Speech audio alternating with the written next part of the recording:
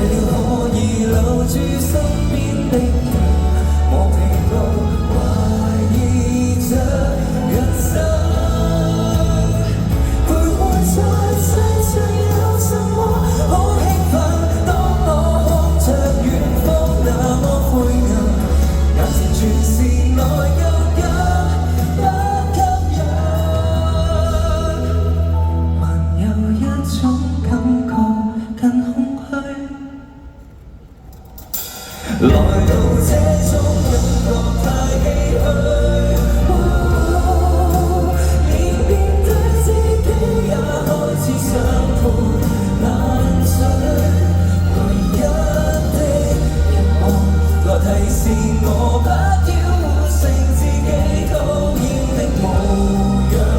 無論什麼不對，忘了心底總有暖風吹。不要哭，為何把溫柔洗去？